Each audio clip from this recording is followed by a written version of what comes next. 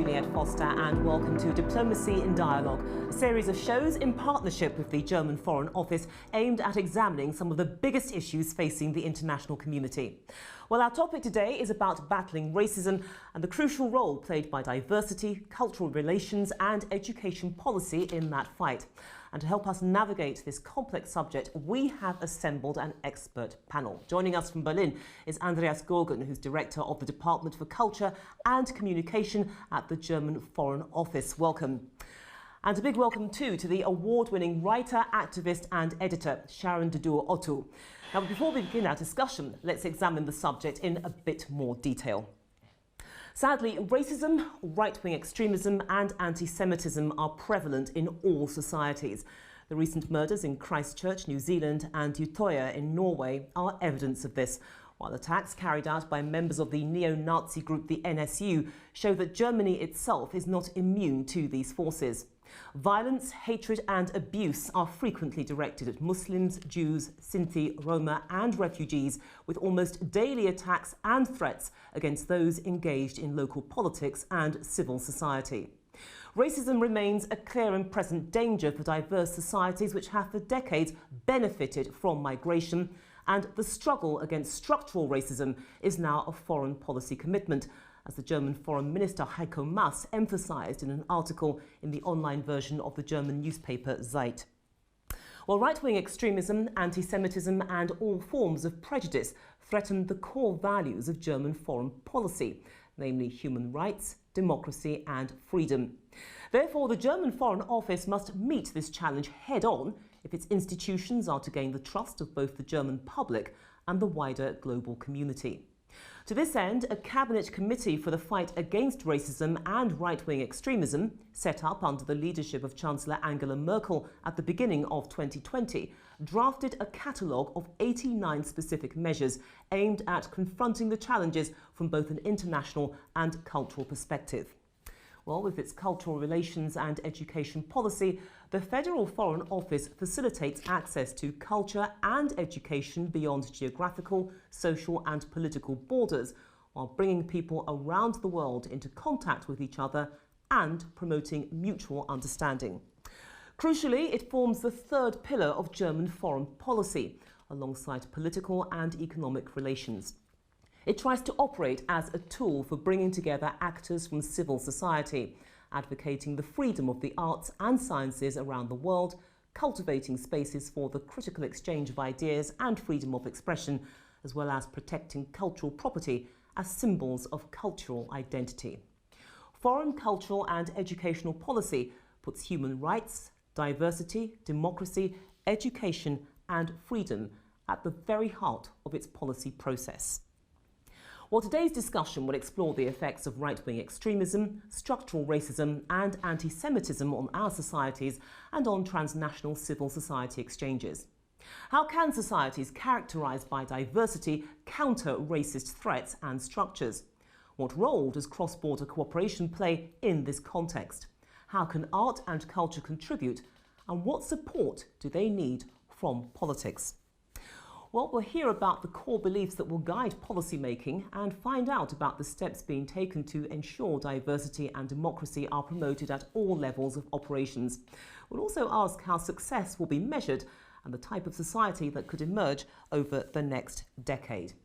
OK, so there is plenty to talk about, but let's start first with that recent quote I referenced from the Foreign Minister Heiko Maas, which appeared in Zeit online. He said, "The struggle against structural racism is also a foreign policy task. However, that can only work if this image is in accord with the reality in Germany. And there remains much to do if, even 20 years after the first NSU murder, people with foreign roots in Germany feel that not everyone is treated the same way here, whether it be when looking for somewhere to live, in a job interview or at an appointment with the authorities. When they go to the police, their migrant background is recorded." Andreas Görgen, as the German Foreign Minister has stated, racism remains a clear danger for diverse society. So given that, how do you think the issue is perceived in Germany and what do you regard as the major challenges? Thank you, Juliet, for your question. Let me resume just just one point which is of utmost importance in what the minister said. Racism, anti-Semitism, and Islamophobia is putting our own values on threat. So the most important point I want to raise is that racism has to be brought in accord with our reality. The fight against racism has to be brought into accord with our society, and our society has to be put on a next level on evolution. And to reach that aim, the government has taken four points. The first point is to raise awareness and improve state structures. Then the most important, perhaps, is to recognize and value a diverse society that ensures equal opportunities for all. And the third point was to extend the support for victims. And the fourth is to work on prevention. So those 4 points are declined into nearly 100 different measures, and some measures are specific for what we are doing, so for the work for the international cultural policies. And I just want to name 2 measures we will take in the upcoming month. The first is to have a look on our own structures and on our own prejudice. So we will do an extensive screening of our structures in foreign cultural and education policy, and an analysis where we come from and where we want to go with regard to that issue, to the fight against racism and right-wing extremism. And then the second point I want to outline is that we have to take actions in our schools with our civil society organizations we are working with to reach out to something which goes beyond national state and an understanding of how diversity can ensure progress for the 21st century. You've outlined the methodologies that you plan to use to combat extremism, etc. But at the same time, what is the organic effect of racism, extremism and anti-Semitism on societies and on transnational society? What is it doing within the DNA of these societies and in German society in particular? Okay, let me try to resume your question on 2 points. The first point is, where do you come from? So we come from an idea of a homogenic national state. And with regard to the German culture, we come from an idea in the end of 18th, 19th century that Germany is a nation built on culture. But still, there is an idea of a homogeneous community, and that homogeneity has to be reflected in culture. And now we go to a society which is much more diverse, and where the contradiction of communities living within a national state has to be brought in accordance in what I would call a general interest. And the second is referring to the society we are living in. There are structures of inequality. There are structures of a mindset which is not based, but which is influenced on racist structures. So this is the work we have to do within our own society. Value diversity and work through the structures which enhance inequality and reflect injustice. Okay, Sharon, let me bring you into the conversation because, look, you're a woman of colour who lives and works in Germany. So do you believe that to a very large extent, perhaps, the country has been in denial about how widespread and pernicious racism is, and more specifically, the impact that it's actually having within the soul of the country? Yes, unfortunately, I would have to say there has been an element of denial. That's to do with, I think, the real fear of using the term racism in the German context. I think it's moved along now, the debate, a little bit. We've seen, for example, with the events that happened in summer this year, when George Floyd was murdered and the Black Lives Matter movement was more prominent for many countries around the world. We've seen the conversation around the subject of racism and discrimination has become more in the public sphere, but there is still a feeling, I think, if you would speak to the average person on the street, I think they would still not have a real understanding of what racism is and how much racism really affects everybody who lives in Germany.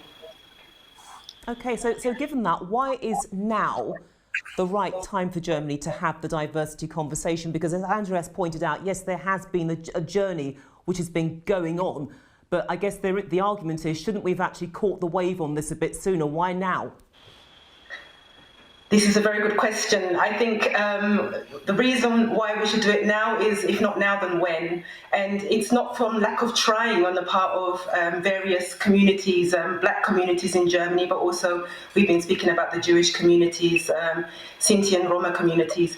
There have been efforts over centuries and definitely over decades to try and get this on the agenda. And as I said, this summer, I think in combination with the real crisis that's going on around COVID-19 and the pandemic, there's been now a focus on inequalities and discrimination and what the impacts of these very long-standing structural inequalities have had, for example, on the health service, to show that people really are suffering from differential access to these services, and what can we do to change that? What can we do about that? These conversations are now being had. They're now being, I would say, heard, because people have always been saying these things. And why wait till tomorrow? Why wait till somebody else is murdered? We should start straight away. Yeah, I mean, let's run with this idea, Andreas, because look, clearly, the German government has been receptive to this conversation, because you've had a cabinet committee which has been discussing this whole issue. But I mean, what really brought it on? Was it the combination of the fallout from George Floyd's death and, of course, the conversations triggered by COVID-19? Or was there something that was happening that perhaps preceded all of that? Well, there's one point which is of utmost importance for that issue, and that is the Bandung conferences. So the decolonization starts with Bandung, and the search for a universal community starting there. So it's a long-lasting debate. It's a long-lasting debate also in the United Nations and after on in the UNESCO. And this comes to a kind of culmination in this culminating point in this summer with Floyd. With COVID, because COVID learns us that we are as human beings, we are vulnerable, and societies are vulnerable. And then it comes to the point that we get aware of more points of inequality, of those who are working in the health service, those who assume that a society can continue to live in a equal and a just way, are those who are not at the top of the social structures in a society. So I would totally agree. There is a long-lasting discussion lasting for 70 years.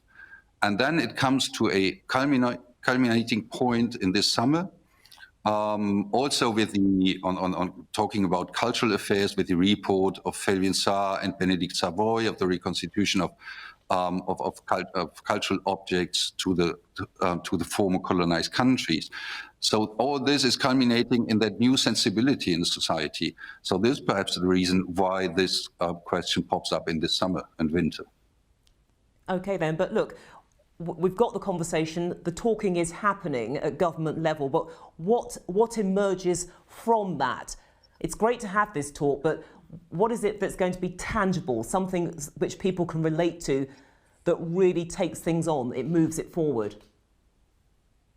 Well, it's not just talking, it's taking concrete measures, 89 measures, and spending roughly 1.5 billion euros a year. And in addition to what has been done, additional 150 million euros. So these are concrete measures in enforcing the structures who deal with racism, anti-Semitism, Islamophobia. Second is to do trainings have a diversity strategy in the administration. So we will have develop a diversity strategy for our own business, and other ministries are doing same. There is an enforcement of prevention and of the fight against the extreme right. And there's a large prevention work within the police. So these are concrete measures. Okay, so it's really putting the money where the mouth is, effectively, so it actually shores up what is happening. But Sharon, let me bring you into the conversation. Is this an approach that you approve of? Is it radical enough, or is it perhaps a bit too cautious? Well, I have to admit that I haven't read the 89 measures. What I've done is I've spoken a little bit to other community activists who have been more involved, working through the measures and in consultation with the German government. And I'm aware that there are groups, for example, Sylvie Nancher of the African Network of Germany is very happy with the measures that have been proposed in the paper. But I'm also aware of other groups, for example, Türkische Gemeinde in Deutschland, which is a Turkish community in Germany, or a black community organization called Each One Teach One. They've been much more critical because they've said, yes, there are measures, but they're not concrete enough. They're not attached to real numbers. And I think this can only be seen as something like a beginning of a process that's going to take some time, and it's going to maybe need more arguments, more constructive dialogue to really get to the bottom. Because if we're going to change structural racism in Germany, then at some point there's going to be, structures will have to be broken, and this will just need a lot of effort on all parts. Sure. Let me bring Andreas into the conversation, because look, you've heard that. So, I mean, what is your response to that? That it seems that yes, there are some quarters where the approach you're taking has been welcomed, but others who feel that perhaps it doesn't go far enough. So perhaps you're a bit too cautious.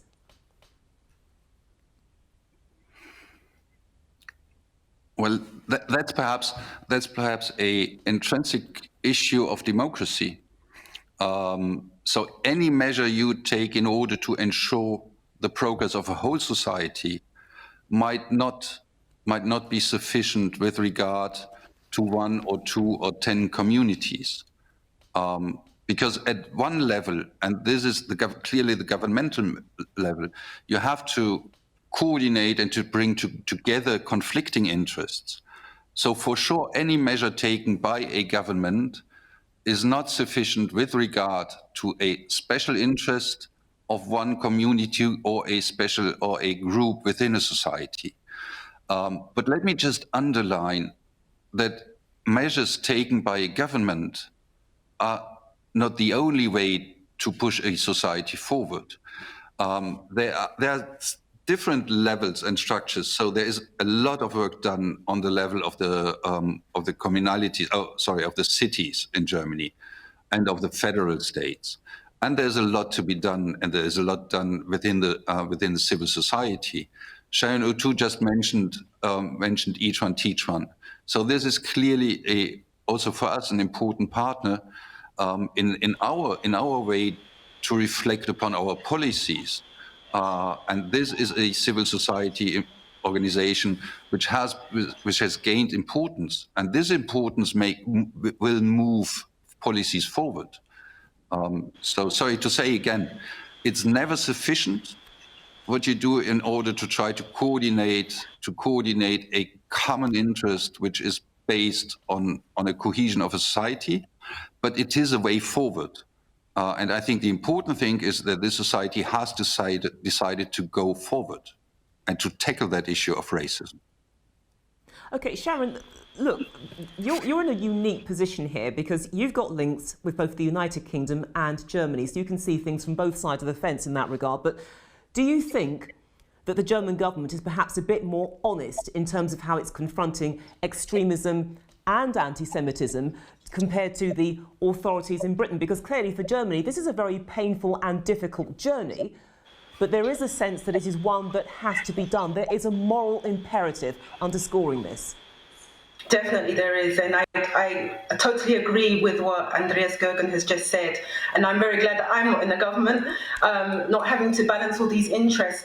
But as an activist, I would say, yes, I make no apologies for saying if we're going to really get to the bottom of dealing with structural racism, there will be other people who will be upset about that. Those people, we talked a bit about in the beginning that Germany has conceived of itself as a homogenous national state and the role of culture in that. And so culture will then, I know we'll talk about this a bit later, but culture will then play a role in breaking up this idea that Germany is so homogenous.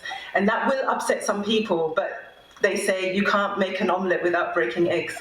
And then the comparison with the UK, I find that a very interesting question because I'm often asked whether I find, say, the German context more racist than the British context. And I normally say I don't like to compare in that way because I think that the cultural history, what has happened in the past in both contexts lead to specific cultures of today and specific movements, specific communities that have moved to the UK, specific communities that have moved to Germany mean that there's a different cultural mix and a different makeup of how discrimination functions in each society. I would say I feel like the discourse around racism is perhaps at a different level in the UK and in the US. There is I have an access to a specific vocabulary where I can use, for example, words like race, and it's pretty much understood that's referring to a social construct, whereas in German, the language has been, say, influenced by this Nazi past where the German word for race, Rasse, doesn't quite have the same connotation. I like that in Germany, I have the feeling that, especially within Berlin and in the context here where I have a lot of access to other active politically active groups, and I feel there's a lot going on in this context. I didn't have that access when I was living in London, so again, it's difficult for me to compare. But I do know, for example, that in the UK, there is a way of being able to count specific communities because we do ethnic monitoring in the UK. So, for example, it's possible to measure that stop and search disproportionately affects young black men in London. We don't have access to those kinds of figures in the German context. Again, due to the specific German past, it's seen as a taboo to try and collect data of that kind. But I wonder how effective any measures can be that the German government is taking if we don't have access to figures and numbers to show how well or how poorly specific measures are being taken. Okay, it's an interesting point and one that I hope to address certainly later in the debate. But let's break off from our panel for just one moment because now we want to get the view of the general public. Now, we asked a random selection of people the following question, which was, how does racism affect your society and Europe at large? How does racism affect your society and Europe at large? Let's hear their response. I think racism affects society in a negative way. It makes people not want to live in different countries, and it can make people aggressive towards each other. The racism in Europe is not as clear than in US, and it's not something that you can that is very visible, you know. Racism affects society because it's just everywhere. And it's still here, it's ongoing, and we're fighting it, and there's more and more stuff happening, but it's still here, and it's a problem, and we have to overcome it. I think firstly, I think it's very important from the, the government, top of the government or society, say something to the society, to the people. I think that this initiative is the most important. I think that racism impacts our society because I don't especially see it as cool, but in the street or something, sometimes when I'm at a bar or something, like I see dark-skinned people get insulted by basically other people. I think that the racism impacts society in the lack of equality to all the people that suffers this plague that we are living in our days. I think racism affects society which makes people of other race feel less secure and less comfortable of living in a society. To my own experience, I live in Belgium. Open racism is not common. I've never encountered any very serious offense to me. But sometimes it's more about this more minor offense. And when you are more psychologically feeling secure, these things doesn't have a negative impact, but we will have the time that we have the bad day. So when these small things add up, yeah, it is something that bothers me.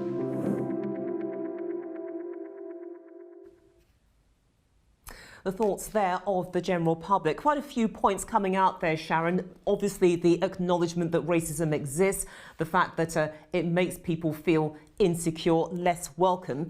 But one of the key points which certainly stood out there was how racism presents itself. We had one of the Vox Poppers saying that in Europe, racism is more subtle, unlike the United States, where it is more explicit. So from your experience, is the distinction really as simple as that? In other words, the racism which is more in your face, at least you know where you stand, as opposed to the racism which is a bit more subtle, which plays tricks on the mind?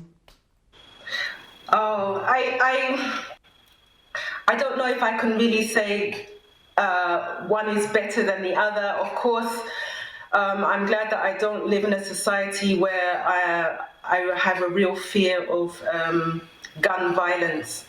But then again, having said that, there was, of course, the shooting in Hanau in February this year. There was the shooting in October last year in Halle. It feels to me like there's a continuation, and I don't like to think about worse forms of racism and easier going forms of racism. I like to think of racism as a continuum where it's important at every stage to try our very best to stop it. So my area of expertise is language. I'm a creative writer, so I look very closely at the writing that I'm producing, and I try very hard not to reproduce stereotypes. I look very carefully at the kind of language I'm using, because I know that language has a real effect on what people think, and how people think can influence their actions, and so on and so forth. Yeah, I mean, an interesting point as well, Andreas, because look, the bottom line is just looking at that cross-section of views, it really gives you a sense of the scale and complexity of the problem that you're taking on, and the danger perhaps of actually breaking racism down into those very simplistic terms that it's easier to deal with if it's very explicit, more complicated if it's hidden. Yeah, and there are two levels of a responsibility within a government. One level is dealing with accountability and being responsible. So that's referring to the lack of numbers. Sharon put it out. That's referring to the measurement of the actions taken. And there is a second layer, which is of importance for society. This is what has been mentioned by one of the fellows you interviewed, is to feel secured, to feel welcomed. And this is beyond measurement. This is about the atmosphere, about an energy a society is creating and people are living within a society. So this is a second layer of policy and of the actions to be taken by politics. How you create a society in which everyone genuinely feels they belong and they have an open future and can create a common future. Yeah, I mean, let's pick up on that point of the lack of numbers, because certainly Sharon referenced it in the first part of the discussion, the fact that perhaps a model to gauge community numbers, to actually gauge responses, it's not really there as such, and perhaps because of that you don't get an honest representation of the real problems that communities are encountering. Is that something that worries you? It doesn't. It worries me as a citizen. And I do not know, I'm not specialist in politics in the UK, so I do not know which measures are taken in the UK and what are your numbers. But it's clear, and that was a point I mentioned in the early beginning. It's very clear that we have to focus, to do a screening of our own measures we are doing within the cultural policies, in the framework of the fight against racism and anti-Semitism. And we do not have the numbers which give us a clear answer if we are taking the right actions. So let me limit it, Right, my answer to that point. I need more clear numbers of the structures within I'm working and our society is working in order to address those issues. Yeah, and how do you get that? How do you sell it to the public? Because the reality is that you're going to meet hostility. I'm not so sure. I'm not so sure. I still believe that there is a European tradition called enlightenment. So from the moment on, you get a discourse to a kind of rationality that you find you find answers. So one of those measures, of the 89 measures taken by the government, is just to enforce and to enhance the research about racism. And we are working with that institution, which is called DECIM for our own, and I'm quite optimistic that we'll get something out. And second, I do not believe, even if we tackle challenges, I do not believe that tackling and naming the challenges will create disturbances. I think for society it's much more dangerous a silent disaccord and to put threats under silence.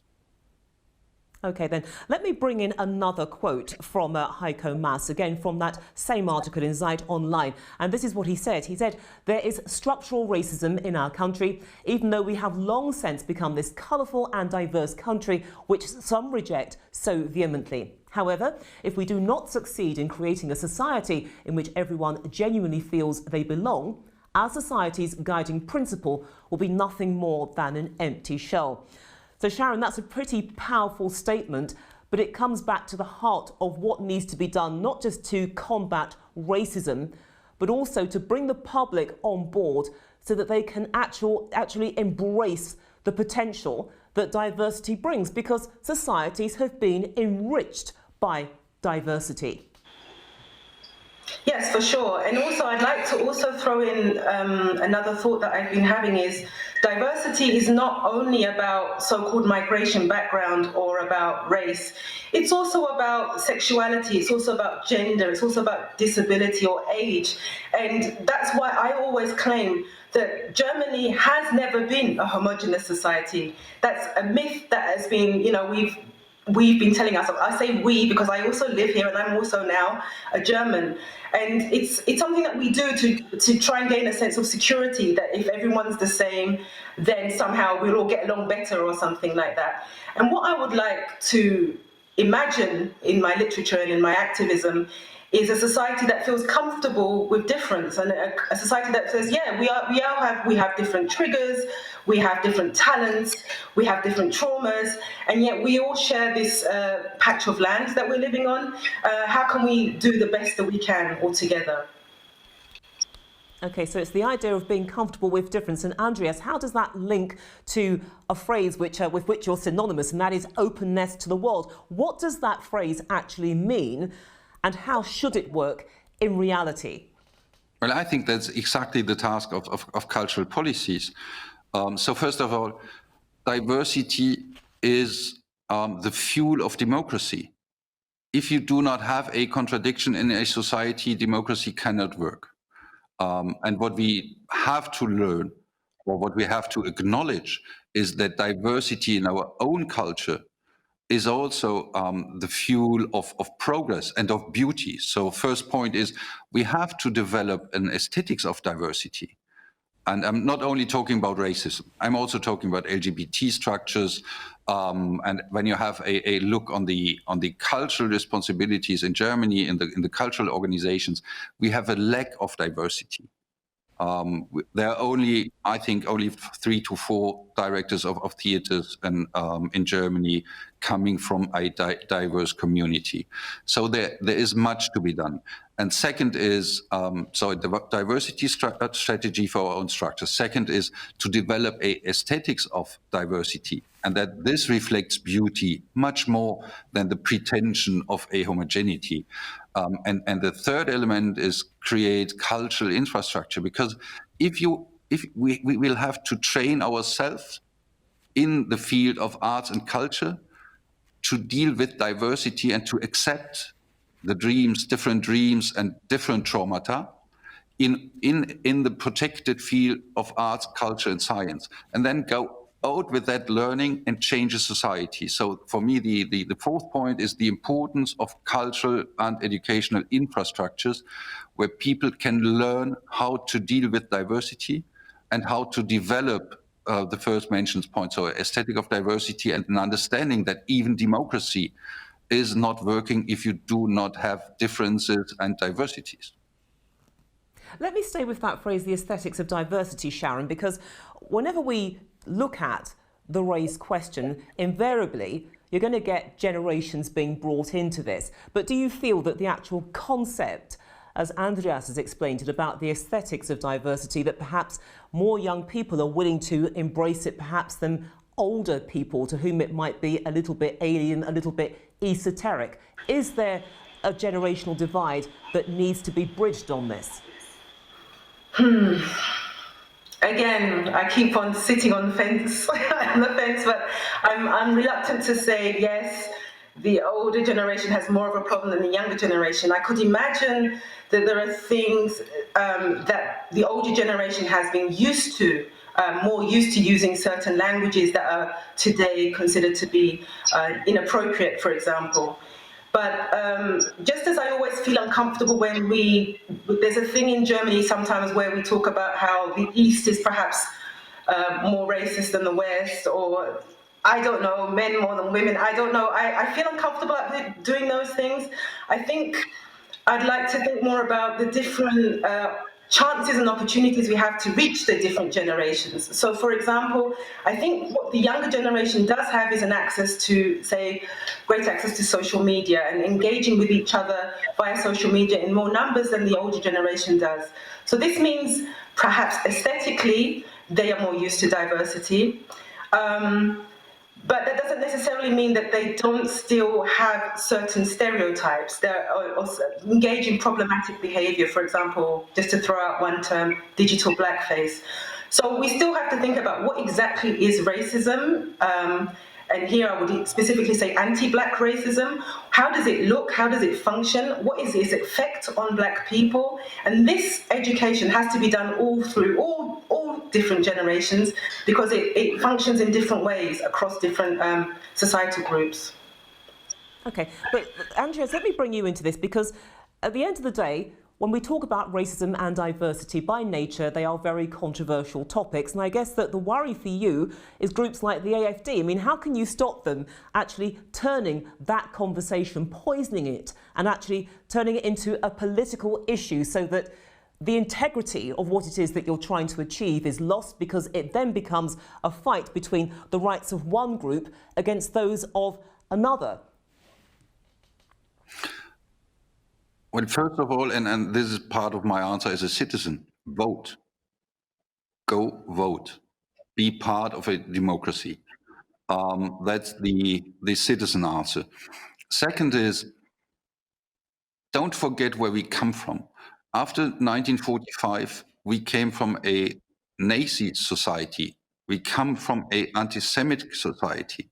So the first issue for Germany was the fight against anti-Semitism, and to educate ourselves and to reform our own sense of belonging.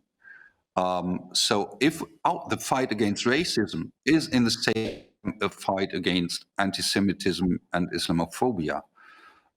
So to answer your question is, what we can do is not only to recognize what's not going well in our country, but to open ways, to pathways to a joyful future in that diversity. And this is so the fight against racism and the far right is in the same time an endeavor to path a joyful way to a common future.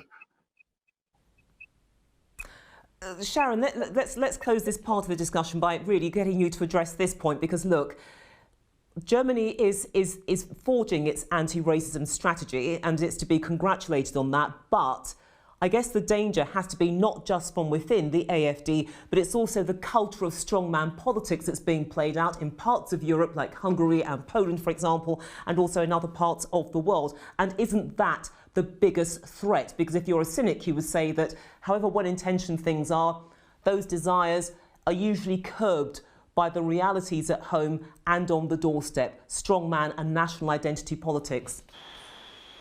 Yeah, I just have to agree with that. It's very concerning to me to see specific strongman figures that have arisen in the past few years across Europe and also in the United States. Okay, so there's a glimmer of hope now that Joe Biden is to be the new president, touch wood.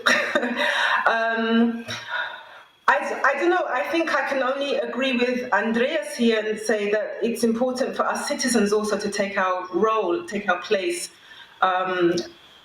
use our different possibilities. So use our votes, but also to engage with civil society. There's different activist groups in Germany. I'm involved with the initiative Black People in Germany, which has existed for close to 40 years. Its sister group, ADEFRA, which is a queer feminist organization that has been around about the same time. I'm also involved with Phoenix, which is an organization that works with people on both sides of the experience of racism, those who benefit from it and those who are negatively affected by it, and trying to engage in conversations and to try to come to an understanding about how things can improve. And we've got to work in all our different spheres. It's great if people get involved at school, become parent representatives. It's great if they get involved in unions, and to try to make an effect in all these areas. I don't really have a better answer than that. OK, then. Well, let's move the debate on, because structural racism is a term that has frequently come up in the debate. So let's explore it. What, in fact, does it actually mean? Well, we've spoken to 4 representatives from the Diplomats of Colour network at the German Foreign Ministry, and they've given us their thoughts on systemic racism. Here is what they had to say. I want our civil service to represent the diverse reality of our society. Why do people ask me, so you're a German diplomat? Really? Why don't you look German? Well, guess what? I do look German because I am. Structural racism manifests itself in different ways. The term migration background refers to a person who has at least one parent without German citizenship. Sorry, my white neighbor has a French mom, but has never experienced racist discrimination. But I have, and I do, every day. Democracy depends on representation. German society nowadays does not look the same it did 50 years ago. Public institutions need legitimization, especially in times when populists and extremists everywhere question democratic principles. So for me, it's clear. We need an international, preferably multilateral group of allies to tackle racism, at home and internationally. Discrimination is also a reality at work. Just as an example, at an official function, I was confused with catering staff and advised to take another entrance. And we have heard many similar stories from colleagues of color when we collected them for the diversity issue of our staff magazine. Unlike the UK or Canada, Germany still has no people of color representing the country abroad as an ambassador or consul general. Institutional racism often boils down to who is perceived to belong and who's not. Overcoming that is one of the toughest challenges we face on our way to achieving equity and representation for people of color. The motto of the European Union is unity in diversity. And that is exactly what we need in international cooperation, to fight racism, other forms of discrimination, and to strengthen the democratic foundation of our pluralist society. That's why we join hands at Diplomats of Color, DOC, the POC initiative at the Federal Foreign Office, and the only one in the federal administration so far.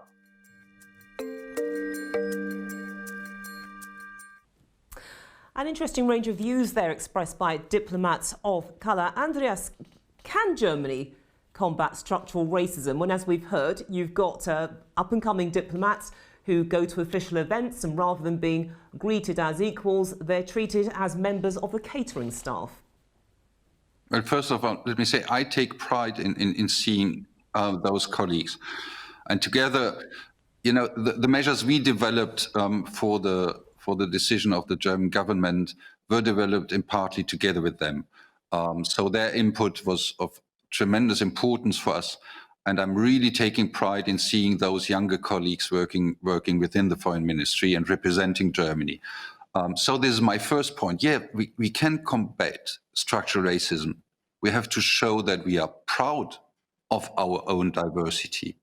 It's also a kind of symbolic policies, is showing up the diversity and showing up those who really embody that diversity. That's the first point. Second is educate our own people. A question, where do you come from? And if somebody answers, I'm coming from Berlin or I'm coming from Reutlingen, then comes a second question, which is narrowing down that racist issue. And this is, where do you really come from? So we have to educate our people. These questions are not admissible in an equal society. And the third way to combat structural racism is create spaces for the civil society, but also create spaces within arts, culture, and science, where you can work on these issues and where you can experience those issues without putting them on a political threat immediately. Okay, Sharon, look, I mean, the point that's emerged from this is that structural racism, or institutional racism as we would call it in the United Kingdom, it is clearly very entrenched. Okay, we've got the sense of that from those 4 contributions, but it's not just there within the civil service. It goes beyond that, doesn't it, at a municipal level, but also in the police. And that's quite important, because if the police is to be successful at what it does, it needs to win the trust of communities. And how can it do that if the perception in some of these communities is that it is institutionally racist? Yes, the question of trust is very important. I'd like to mention at this point that there have been some tragedies which have still not been explained adequately. They've been investigated, but the answers that have come up have been inadequate. In 2005, a man called Uri Jallo he died under mysterious circumstances. Actually, it's well known that he was murdered by the police in a police cell in Dessau. And since then, there's been an annual demonstration every January in Dessau where people are asking, what happened to Uri Jallo? There's been countless television documentaries, newspaper articles about this. There's been many attempts to try and get justice for Uri Jallo, and this has failed. And so in order to really address the question of structural racism in the police, we have to look at justice. We really have to find out what happens. It's not only Uri Jallo, for example, there was also Christi Schwundeck, a woman who was killed by a police officer in 2013 in Frankfurt. Mariam Assar was killed by a police officer in 2001. There are countless examples, and the common thread, which seems to be common in many countries, in the UK and the US, for example, also is that these deaths go, no one is found responsible for them, no one is brought to justice. And so in order to regain trust in the German authorities and the German police, we need to really not only look at diversity, but also to look at trust and to look at justice. There are concerns about cases where the police are seen to have actually failed in terms of getting to the root of what caused the incidents. And as long as there is no accountability, you will not have any trust. And that means that from your strategy, it's going to hold it back. It's going to undermine whatever it is that you're trying to achieve, because the trust is simply missing along with the accountability. Well, firstly, trust has to be built. And if there's a doubt, it has to be investigated. And I think this is what's going on. Secondly, there is a feeling of belonging which goes beyond legal issues. So if people answer, I do not feel welcomed in a society, then the society has to work on that question. because you are German from the moment on you have a German passport. It's a very easy and simple answer. There is no other definition to it.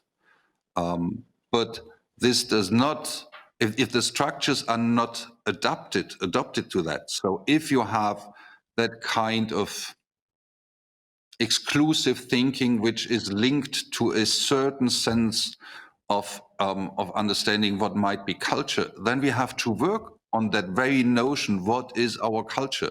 And we have to make clear that our culture is not a exclusive culture based on whatever that might be, on ethnic, on LGBT, on language issues, but that our culture is open to the world and open to those people coming to Germany and choosing Germany as a citizen and as their place where they want to develop a common future. Sharon, this is all happening, as I stated earlier, against a really turbulent backdrop, not just in Germany, but around the world. We've had the fallout from the George Floyd killing, but also the Black Lives Matter movement, the voices being heard. Do you believe that as long as Black Lives Matter actually has its spark, so to speak, then the whole issue about racism and diversity will stand at the top of Germany's political agenda?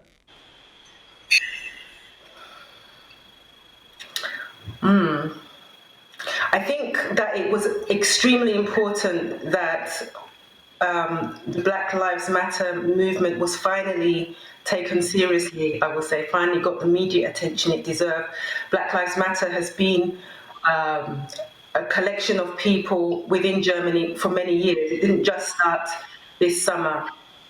So for that reason, I'm also slightly skeptical that this will be the step that has, that will suddenly change everything. I believe that it's important that the German government is taking the steps it has taken. From my perspective, my heart bleeds a little that again, and this is not only in the German context, but we've seen it in many other contexts, it's taken someone to die before a group of people have come together and said, okay, we've got to take right-wing extremism seriously, we've got to take racism seriously, we've got to take anti-Semitism seriously. My wish is that we keep this on the agenda and increase the focus on it and increase the importance of educating the general public about how important this is, because I'm not sure that the level of interest that apparently is being taken in the German government is shared across the general population. I'm not so sure about that. The reason I say that is because there was recently a report in the UK, actually, which people were asked what they thought about Black Lives Matter, and many people, like a greater percentage of the respondents were saying that Black Lives Matter has exacerbated the racist tensions. And I know that within the German context, there have been some debates around, for example, cancel culture, which I experience as just a simple, very healthy reaction when a comedian or a writer, public figure says something problematic, that they get feedback if what they said is considered to be racist or otherwise offensive. But this has led to a counter movement of others claiming that they're being cancelled and unfairly cancelled and political correctness has gone mad and all the rest of it. So I'm not sure that we are on the same page about the importance of having this conversation about racism.